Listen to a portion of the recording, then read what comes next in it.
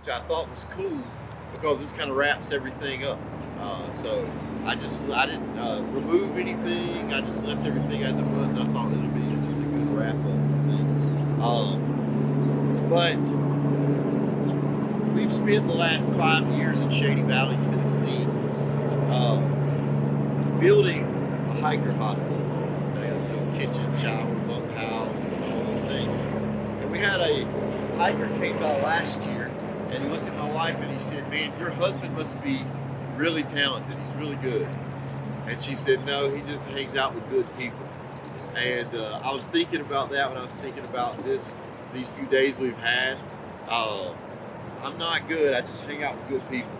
And so, and when we were looking at the books and things, it reminded me of a quote or something that Charlie Tremendous Jones said.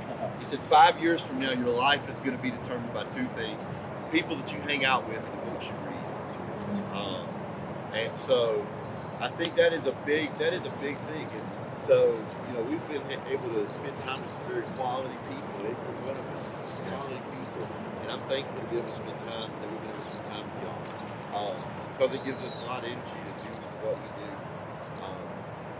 And like Pastor Terrence said, the reason that we're here, I mean, it's amazing that we get to see beautiful trees and we get to see the river and we get to we raft and we climb and we hike. But this session's important because the reason we're here is to advance the gospel. The reason we're here is the kingdom. That is the reason behind all of it. I have people ask me sometimes, because I began section hiking the Appalachian Trail while I was still, an accountant and a pastor. And I have people ask me, "Are you ever going to finish? Or are you ever going to through hike the whole trail?" But it's amazing that even though I'm very involved in the trail, through hiking the trail means very little to me at this point, because that's not really the mission that God's given me. Takes me in so many places. I may never have time to through hike the Appalachian Trail, and that's completely fine. There was a time when that wouldn't have been fine in my life when I wanted to do it, but now that's completely fine if I never do it, because I know that through hiking that trail is not really my purpose. It's the people that are through hiking that trail, or the long trails or places around. Those are really my purpose.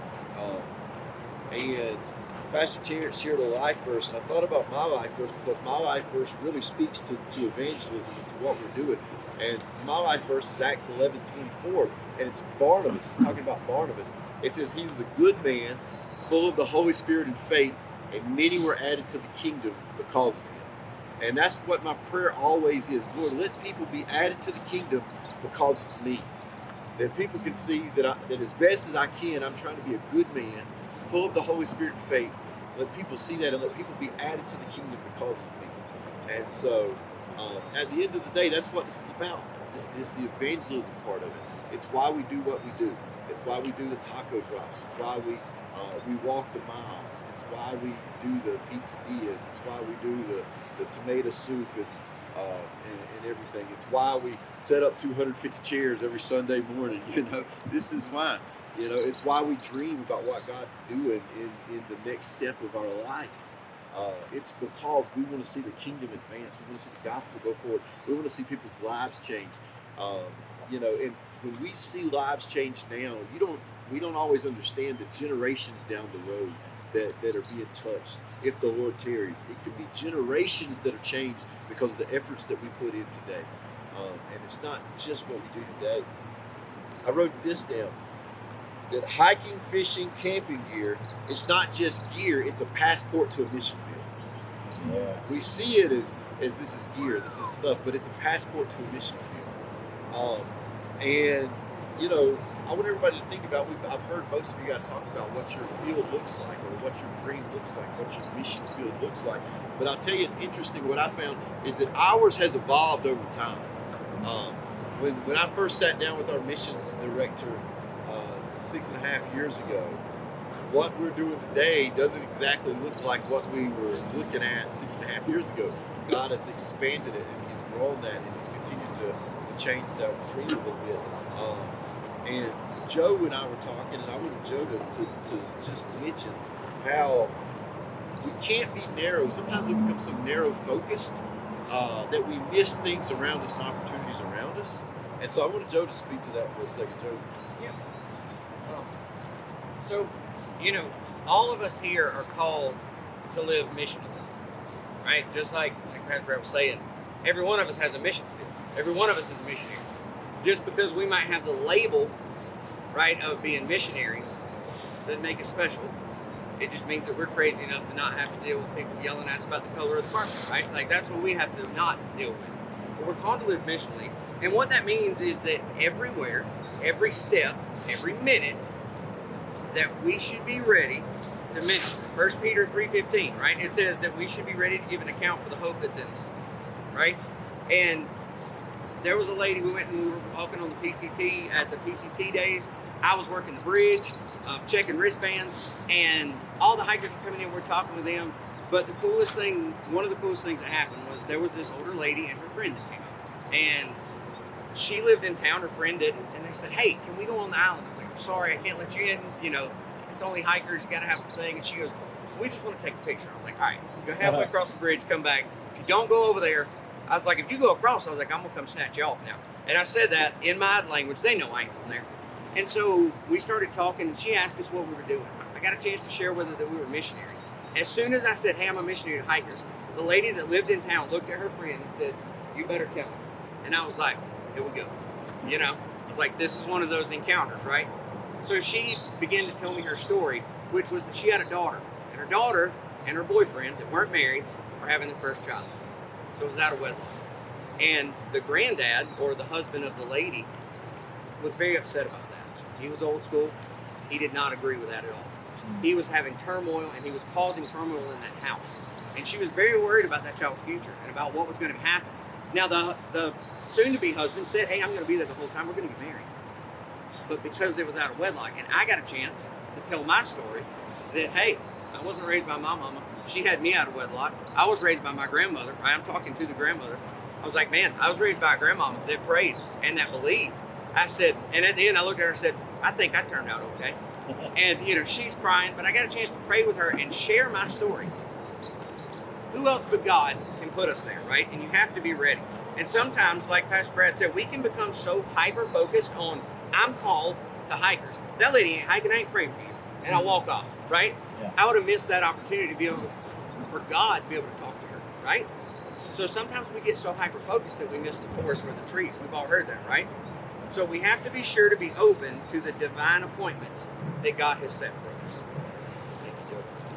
Yeah, we want to make the point that you marry your vision, but you date your methods.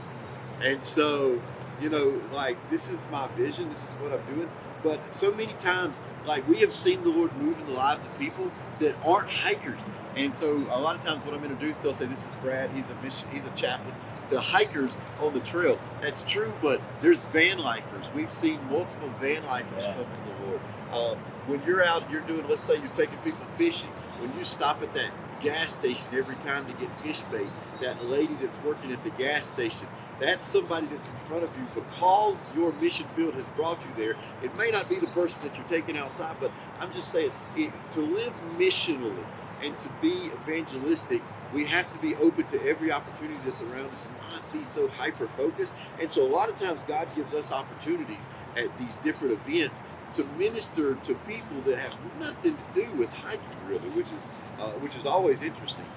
Whenever we just catch these random people that God ends up allowing us to minister to, and then we get stories of changed lives, and it's just amazing.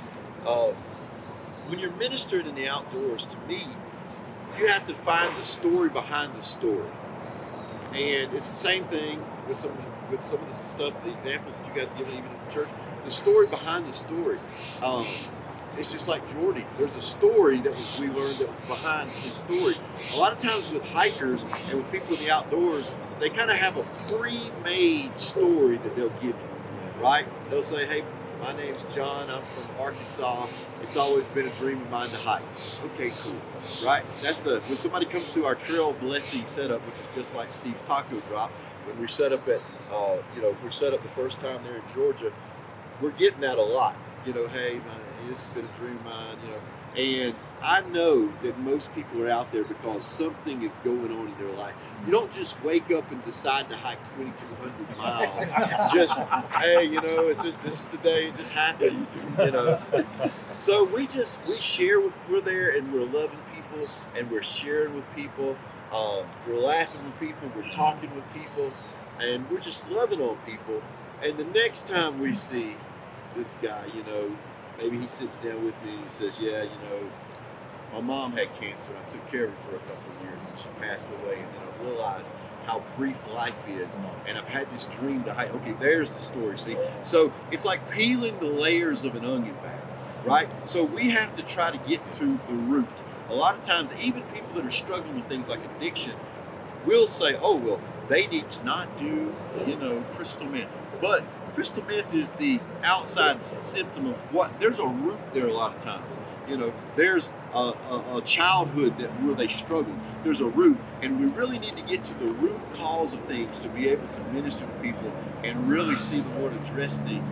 And so we got to keep peeling the layer of the onion back. That's why we set up and we see people multiple times. And I'm going to mention in a minute why it's so important to have these different outdoor ministries, because we're able to touch people multiple times. But we're peeling the layer of that onion back. You want to find out. I tell every team that comes to work with us, we want to know what the person's real story is, because then we know how to minister to that person. And we've heard so many stories. My mom died, my partner died, my brother OD'd, my house burned down, hunger's hurt him. You know, I was in the military, just like Robert. You know, just came out of the closet. I got hurt. They med-boarded me. You know, I just retired from the military. The first person that ever hiked the Appalachian Trail hiked after World War II, and he said he was walking off the war. They didn't know what PTSD was back then. He's walking off the war. That was the very first person that ever hiked. He went outside to try to find peace for the inner turmoil in his life.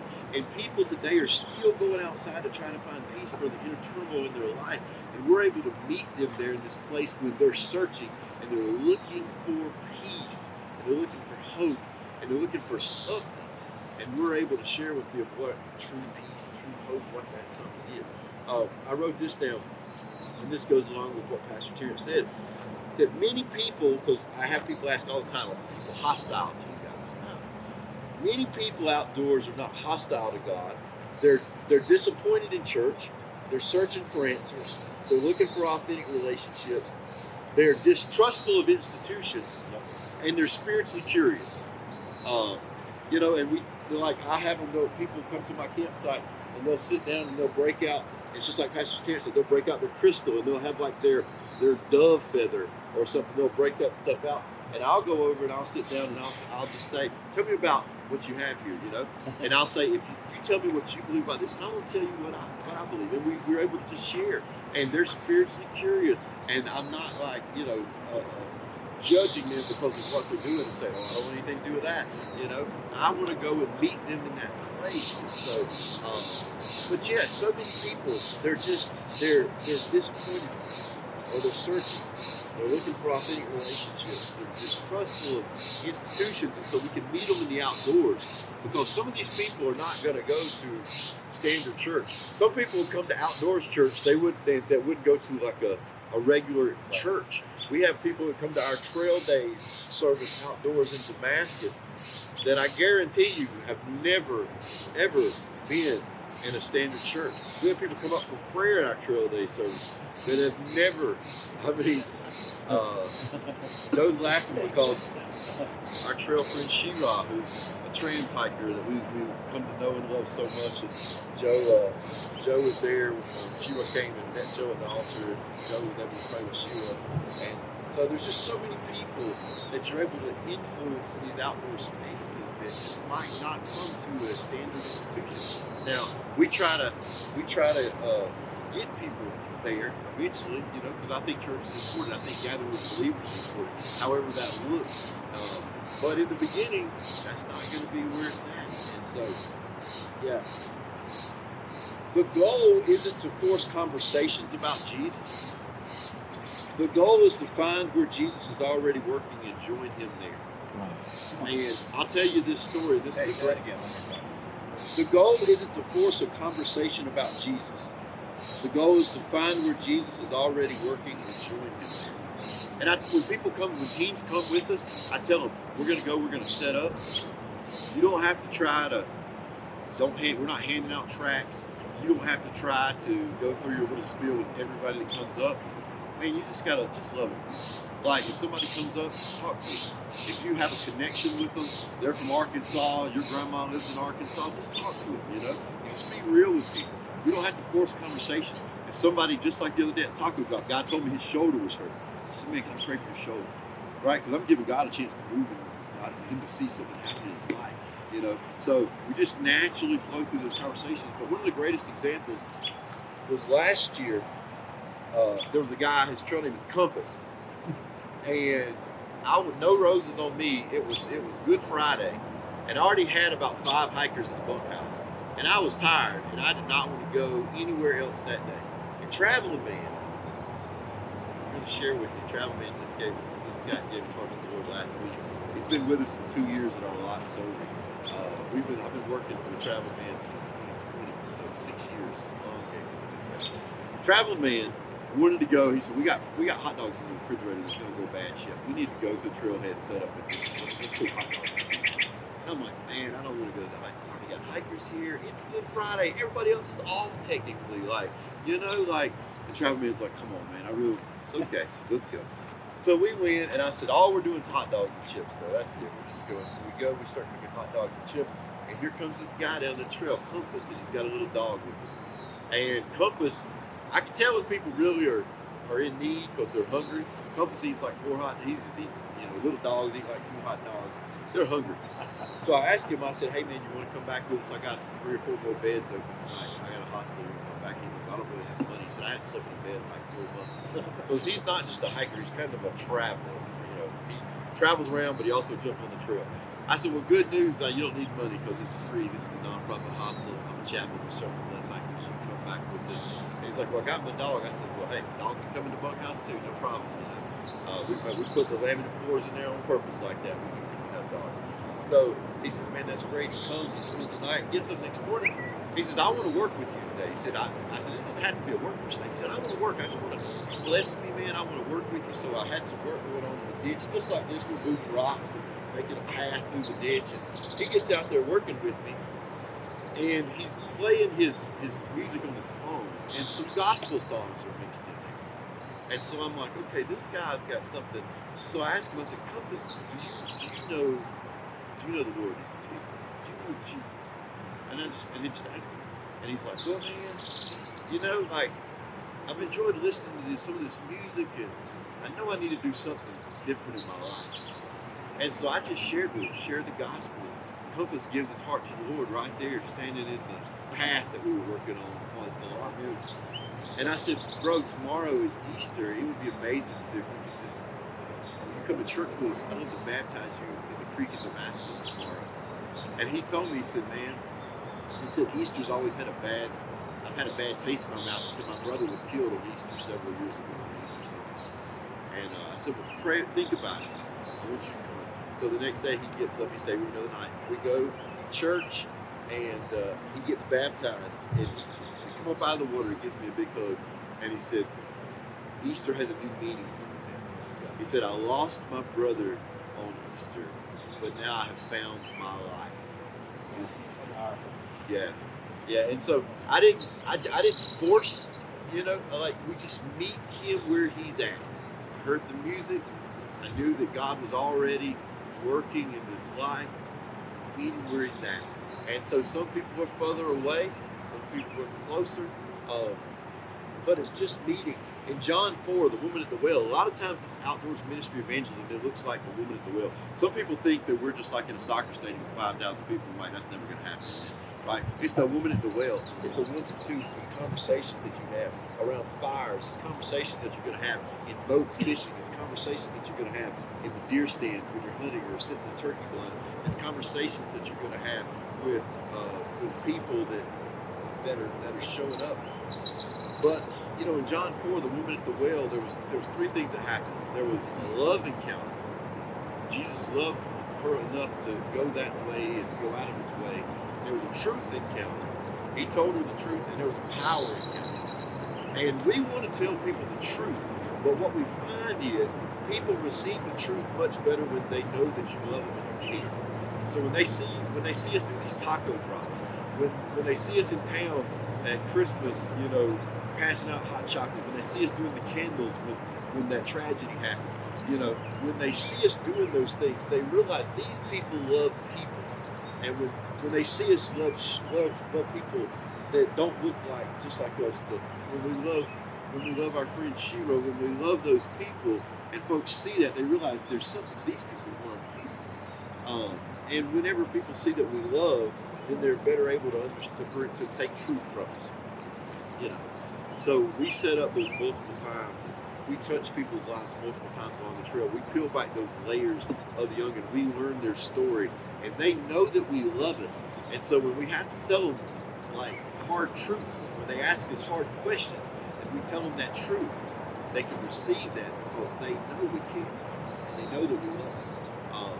And so when people sit down with us in the outdoors, you know, we just got to let them know that we care.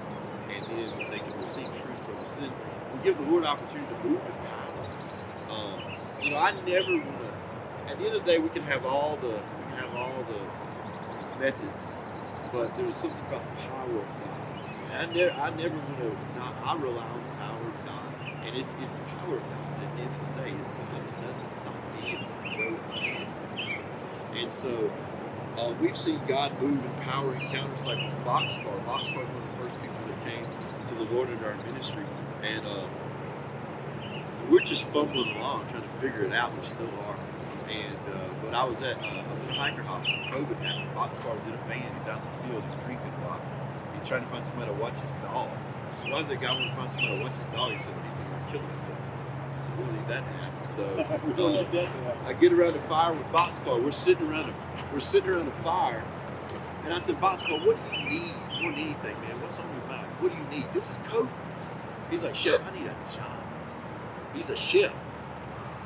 And this is COVID. Everything's shut down. This is like April, you know, May, right the first part of May. And I said, "Well, let's pray, man." I said, "We're going to believe the power of God." I said, "I believe the power of God. You're going to see it happen. That's what we're going to pray." I said, "What do you need?" He said, "I need about $15 an hour. I need like 30 hours a week." He said, "The problem is, though, I live in a van. I got my dog." He said, "And who, you know, people frown on the dog being in the van all day and stuff." I said, "Well, if God can do all the rest of this, He can handle the dog too. We're going to pray." I said, "We're going to pray the Lord's going to give you better than expected, the dog and everything." And we prayed. And I went back to my tent because I sent a tent at that campground there. I went back to my tent and I said, "Lord, I just wrote a check on you.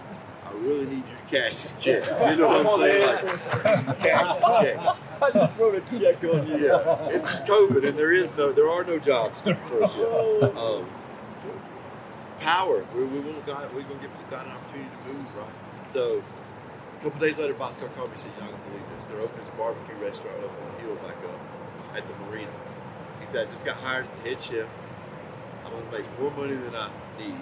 I'm going to be working 40 hours a week. They're giving me a cabin to stay in that overlooks the marina. I got cable, I've got power, I got water, everything included garbage, and the dog can stay in the house." And Boxcar said, "You know what, Chef, I want to come meet and talk with you about this because there's something about this." He just knew it was God, right? He knew it was God. And Traveling Man told me last week, he said, "Man, I decided to give my heart to Jesus." He said, "Because the prayers that you pray and the prayers that your friends pray, I have felt those and I know they're real." Like, it's the power of God. So it's a love encounter. Like Traveling Man, he came and I just loved him. I said, "Bro, I love you." And he's like family to us now. It's a love encounter. It's a truth encounter. We have to tell people hard truths sometimes. They may not like to hear it, but we love them and they know that. And they can hear the truth. And then it's just the power of God that we give an opportunity to move. So it's a power encounter.